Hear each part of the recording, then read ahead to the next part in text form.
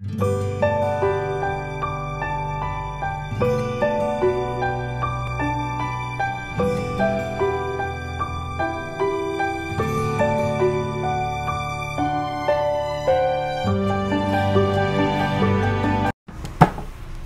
और Nepal one of the friendly Nations है।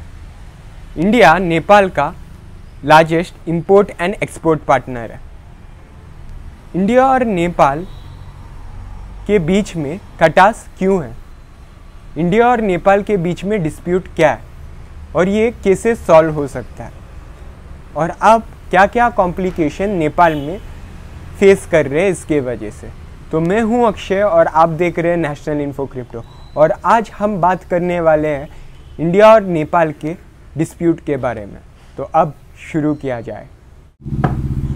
ये मामला तब गर्म होता है जब 13 जून 2020 को नेपाल एक कंट्रोवर्शियल बिल को स्टेट करता है, और ये बिल में इंडिया का 3 reason Lipu lake, लिम्पादुया pass, Kala पानी नेपाल के टेरिटरी के जैसा बताया जाता है, और Indian external affair ministry has objected that. To understand it into simple manner, first we need to know importance and history of the area.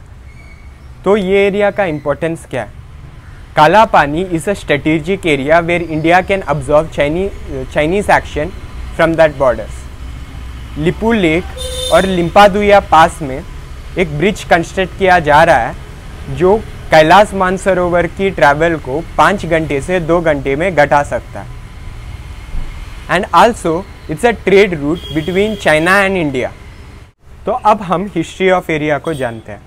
तो ये होल हिस्ट्री तब शुरू होता है जब ब्रिटिश और नेपाल के गोरखा किंगडम के बीच में एक वॉर होता है, जिस वॉर को एंग्लो नेपाली वॉर बोला जाता है। वो वॉर करीबन 1814 से 1816 तक हुआ, और जब ये वॉर एंड को आता है तब गोरखा किंग ब्रिटिश के सामने हार जाते हैं और बहुत सारे रीजियंस को हार जाते हैं। बहुत सारे रीजियंस को हारने के वजह से उनको एक ट्रीटी साइन करना पड़ता है जिसका नाम है ट्रीटी ऑफ सिगुली। और according to treaty of Sugauli the borders are defined by origin of river. So origin of river को बॉर्डर के जैसा डिफाइन किया जाता है। थोड़े टाइम तक उसको ही बॉर्डर जैसा माना जाता है, पर सडनली जब ब्रिटिश को वो एरिया का ट्रेड इम्पोर्टेंस पता चलता है लिम्पादुया पास का, तो वो एरिया को वो वापस क्लेम कर लेते हैं और काला पानी को बॉर्डर जैसा बना देते हैं। नेपाल का गोरखा किंग ये चीज़ को ऑब्जेक्ट नहीं करता। तब से वो एरिया इंडिया और चाइना के बीच में एक ट्रेड रूट बन जाता है। इंडिया के इंडिपेंडेंस तक ये चीज़ बहुत अच्छे से चलता है। 1962 के इंडो-साइनो वार में India was observing Chinese action from area of काला पानी। बात सब कुछ तब बदलती है जब 1990 पे नेपाल डेमोक्रेटिक हो जाता है और वो ओल्ड रिकॉर्ड्स को क्लेम करते हैं, and they start to ask the area of Limpiyadhura pass, Kala Pani and Lipulekh back by the mean of treaty of Sugauli, saying origin of river को उनके बॉर्डर जैसा माना गया। Late prime minister Atal Bihari Vajpayee उसको सॉल्व करने की कोशिश करता है, पर वो थोड़े कॉम्प्लिकेशन के वजह से सॉल्व नहीं हो पाता है।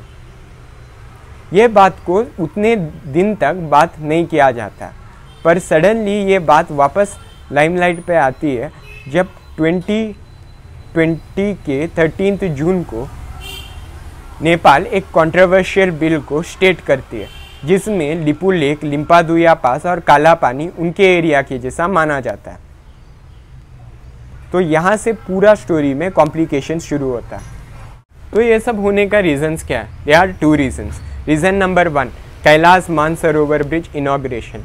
जब कैलाश मानसरोवर ब्रिज इनॉग्रेट हुआ है तब नेपाल गवर्नमेंट ने ऑब्जेक्शन जताया, और इस चीज़ के वजह से वो ये डिसाइड कर लिए कि वो 2020 13 जून को अपने मैप में इंडिया के 3 टेरिटरी को मेंशन करेंगे, और वो उन्होंने किया। दूसरा reason unpopularity of Oli. Oli government को बहुत सारा अनपॉपुलैरिटी फेस करना पड़ता है बिकॉज ऑफ मिसमैनेजमेंट ऑफ कोविड-19 सिचुएशन। और ये सिचुएशन से बचने के लिए वो बॉर्डर इशू को वापस जगाते हैं और इस चीज़ को एक बड़ा सा इशू बना देते हैं। इवन उनके ही मिनिस्ट्री के लोग ये आइडिया को रिजेक्ट करते, फिर भी वो आइडिया के साथ कंटिन्यू होता है। जब नेपाल अपना मैप को इनॉग्रेट करता है तब अपने बॉर्डर्स पे नेपाल अपना आर्मी छोड़ता है और वो बॉर्डर्स पे इंडियन सिटीज़न और नेपाल आर्मी के बीच में क्लैश होता है और उसमें एक इंडियन मर जाता है। Nepal even start to pressurise Indian government.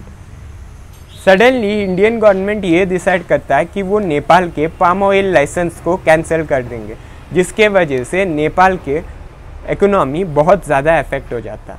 PM ओली इस खटास के वजह से 80% ऑफ कोविड केसेस को इंडिया के ऊपर ब्लेम करता है और इस चीज़ के वजह से टेंशन और ज़्यादा बढ़ जाता है। खुद ओलाई के गवर्नमेंट और उनके लोगों के बीच में एंटी नेशनल प्रोटेस्ट होना स्टार्ट हो जाता है। तो अब तक यही चीज़ हो रही थी। तो ये बात कैसा सॉल्व हो सकता है? This whole matter can be solve bilaterally. बातचीत के साथ ये होल मैटर सॉल्व हो सकता है बिकॉज इंडिया और नेपाल के बीच में फ्री ट्रेड होता है, बिना वीज़ा ट्रैवल हो सकता है एंड हमारा रिलेशन बहुत टाइम से अच्छा था। तो ये खटास अब के लिए इतना ठीक नहीं है। Indian government even offered for bilateral talks, पर ओलाई ने ये टॉक्स को रेफ्यूज़ कर दिया। खुद ओलाई के जो मिनिस्ट्री है वो उनसे कहा है कि उन्होंने ये जो बायलैटरल टॉक्स है उसको रेफ्यूज़ कर दिया। अब फिलहाल ओलाई के ऊपर एंटी नेशनल प्रोटेस्ट चल रहा है because alloy has not managed Covid situation very well और इसके वजह से ओलाई को बहुत ज़्यादा टेंशन हो रहा है और वो इंडिया के ऊपर ये टेंशन्स का ब्लेम कर रहा है। Hope everything solve soon and everything goes well. अगर आपको ये वीडियो पसंद आया तो लाइक, शेयर, सब्सक्राइब कीजिए and yes, stay home, stay safe. जय हिंद।